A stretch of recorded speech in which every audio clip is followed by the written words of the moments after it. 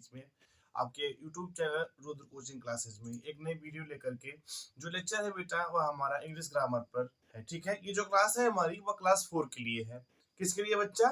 Class 4 के लिए है। और जो लेक्चर है हमारा वह इंग्लिश ग्रामर पर है। और जो टॉपिक है हमारी वह है डायरेक्ट एंड इनडायरेक्ट स्पीच, ठीक है। यानी कहने का मतलब यही हुआ, आज हम जो चर्चा करने वाले हैं वो बेसिक सा सिर्फ और सिर्फ चर्चा इसी पर होगा, डायरेक्ट और इनडायरेक्ट पे। यानी कौन सा वर्ड जब डायरेक्ट में रहता है वह जब इनडायरेक्ट में चेंज हो जाता है तो क्या बन जाता है। और डायरेक्ट जब डायरेक्ट स्पीच दी रहती है, कोई नरेशन दिया रहता है, वह कैसे लिखा जाता है, कैसे पहचानोगे डायरेक्ट में लिखा गया है या इनडायरेक्ट में लिखा गया है। तो ज्यादा समय व्यतीत ना करते हुए हम स्टार्ट करते हैं। आज आपकी क्लास जो है वह है डायरेक्ट एंड इनडायरेक्ट पर, ठीक। अब देखो क्या कहते हैं, पहले डायरेक्ट स्पीच समझ लेते हैं। यानी जो पहले हम समझेंगे वह रहेगा हमारा क्या, डायरेक्ट स्पीच, ठीक है। हम क्या समझेंगे, पहला वाला हम समझेंगे, पहली जो टॉपिक है, सॉरी जो पहली हेडिंग रहेगी हमारी वह डायरेक्ट स्पीच रहेगी, ठीक है। Direct speech in the dialogues. देखो क्या कह रहा है कि डायरेक्ट स्पीच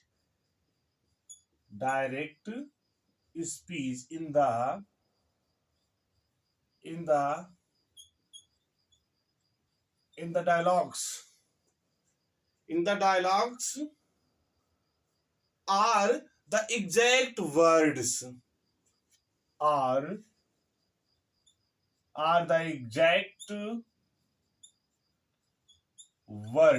ठीक है।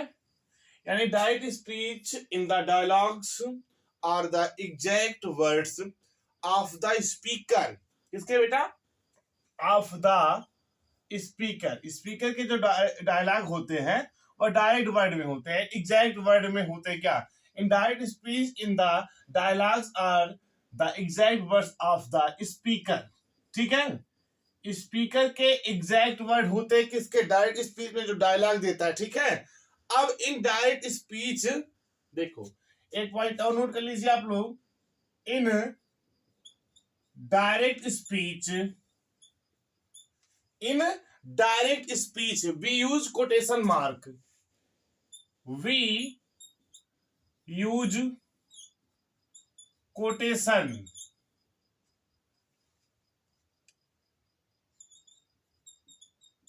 मार्क। कोटेशन मार्क कैसे यूज होता है? ये रहा कोटेशन मार्क, है ना। We use quotation mark in direct speech, ठीक है। इन डायरेक्ट स्पीच आई बात समझ में? अब देखो इनडायरेक्ट स्पीच अगली लाइन में लिखेंगे क्या हम? इनडायरेक्ट में इनडायरेक्ट स्पीच, ओके। ये आपकी जो क्लास चल रही है, ठीक है, ये ग्रामर पर डिपेंड है, क्लास 4 की ग्रामर पर डिपेंड है, ना कि सब क्लासेस के लिए, ठीक। यदि आप विस्तृत तरीके से जानना चाहते हैं कि डायरेक्ट स्पीच और इनडायरेक्ट स्पीच की क्लास, तो आपको हमारे जो चैनल है उस पर एक प्लेलिस्ट बना रखा है मैंने, इंग्लिश ग्रामर, उस पर जाकर के आप सर्च कर सकते हैं डायरेक्ट और इनडायरेक्ट स्पीच, ठीक है। Indirect speech represents the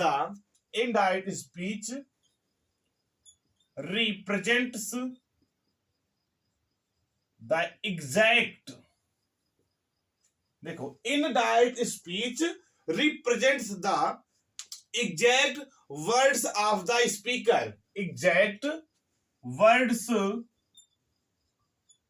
of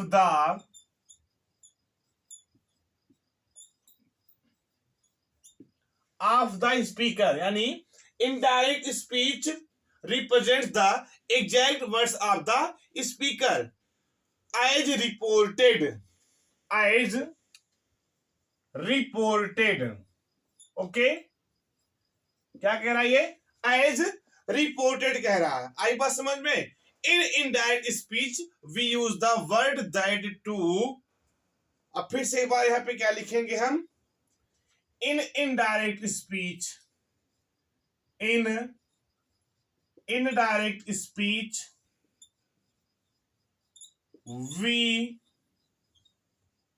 in indirect speech we use, हम क्या यूज करते हैं?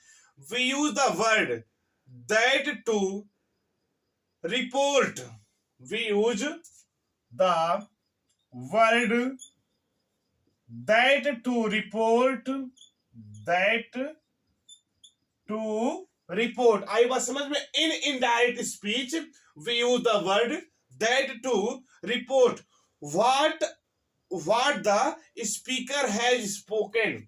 व्हाट द स्पीकर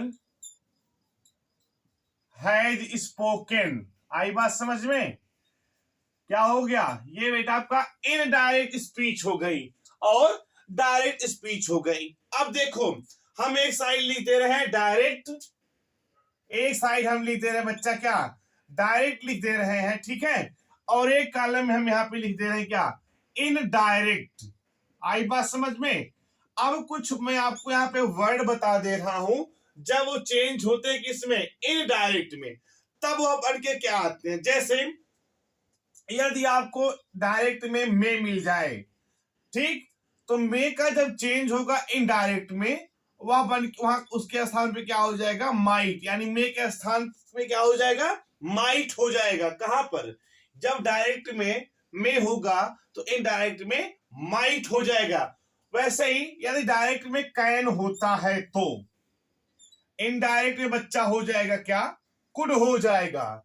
यदि डायरेक्ट में कैन होता है तो इनडायरेक्ट में कुड हो जाएगा। वैसे ठीक उसी प्रकार यदि सैल होता है तो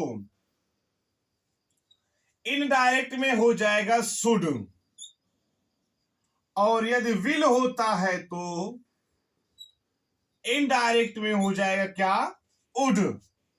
मे का माइट, कैन का कुड, सैल का शुड, विल का उड। अब यदि यहीं पर एक वर्ड और आ जाए नाउ, नाउ आएगा डायरेक्ट में, तो इसका जो इनडायरेक्ट बनेगा वह हो जाएगा बच्चा देन हो जाएगा। क्या हो जाएगा, देन हो जाएगा। यदि यही डायरेक्ट में दिस आता है तो दिस जब आएगा तो इसका इनडायरेक्ट दैट हो जाएगा। ये एक मैं आपको लिस्ट बना दे रहा हूं, ठीक है। इस लिस्ट को आप लोग लिख लीजिए। जब आप इस लिस्ट को लिखेंगे तभी आपको समझ में आएगा अच्छे तरीके से। एक मैं और भी बना दे रहा हूं बगल में, डायरेक्ट एक साइड उसी में लिखिए उसी तरीके से, और इधर मैं लिख दे रहा हूं क्या, इनडायरेक्ट। आई बात समझ में बच्चा? जिसका हो गया दैट। अब यहीं पर यदि यहाँ पे डायरेक्ट में दीज आता है तो इनडायरेक्ट में क्या हो जाएगा बच्चा, हो जाएगा दोज, है ना। डायरेक्ट में दीज है तो इनडायरेक्ट में क्या हो जाएगा, दोज हो जाएगा। और डायरेक्ट में हियर है तो, डायरेक्ट में यदि हियर है तो इनडायरेक्ट में हो जाएगा देयर हो जाएगा। आई बात समझ में? जब हियर से चेंज होके इनडायरेक्ट में जाएगा तो वही वर्ड क्या बन जाएगा, हियर के स्थान पे देयर हो जाएगा। ओके, अब देखो टुडे आता है ना, टुडे, टुडे आता तो इसका जो बनेगा इनडायरेक्ट वह हो जाएगा क्या, दैट डे। टुडे का क्या हो जाएगा, दैट डे बन जाएगा। आई बात समझ में? स्टरडे का क्या बनेगा, स्टरडे, स्टरडे का जब प्री बनेगा क्या हो जाएगा, द प्रीवियस डे। क्या बन जाएगा उसका, द प्रीवियस डे। किसका बन जाएगा, डायरेक्ट में स्टरडे आता है वही वर्ड आपका चेंज हो जाएगा इनडायरेक्ट में, क्या हो जाएगा, द प्रीवियस डे हो जाएगा। आई बात समझ में? अब वैसे ही टुमारो यदि आता है, क्या आता है, टुमारो, टुमारो चेंज होके क्या बन जाएगा, वह बन जाएगा the next day. Tomorrow change हो क्या बन जाएगा, द नेक्स्ट डे। आई बात समझ में? ये डायरेक्ट था टुमारो, अब इसका इनडायरेक्ट बना तो वह क्या हो गया, द नेक्स्ट डे हो गया, ठीक है। वैसे ही एगो, एगो का जो बनेगा आपका वह हो जाएगा क्या, बिफोर। ये तो कुछ लिस्ट थी, है ना। एगो क्या हो गया, बिफोर हो गया। आई बात समझ में? तो ये कुछ लिस्ट थी, इस लिस्ट को आप समझ लीजिए कि जब ये डायरेक्ट में रहेंगे तो इनडायरेक्ट में क्या बन के आएंगे। अब मैं आपको एक एग्जांपल बता दूंगा, उसी एग्जांपल से मैं आपको अच्छे तरीके से समझा दूंगा कि डायरेक्ट और इनडायरेक्ट स्पीच के एग्जांपल कैसे किए जाते हैं और क्या होता है। वैसे इंपॉर्टेंट इसमें यही था आपको जो मैंने भी बताया है, ये जो लिस्ट हमने बनवा रखी है आपको, एक साइड मैंने डायरेक्ट लिखा था और एक साइड मैंने क्या लिखा था, इनडायरेक्ट लिखा था। ठीक है बच्चा, यही जो लिस्ट है यही इंपॉर्टेंट है। जब तक आप इसको नहीं जानेंगी कौन सा किसमें चेंज होगा, तो आप कितना भी अच्छे तरीके से करके आइए, एग्जामिनर आपको गलत ही काट देगा, उसका आपको जो है नंबर या मार्क्स नहीं मिलेगा। आई बात समझ में?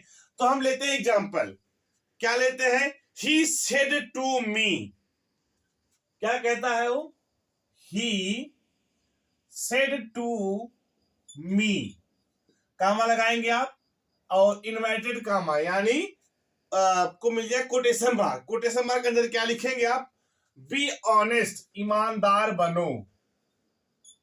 क्या कह रहा है ये, बी ऑनेस्ट यानी ईमानदार बनो।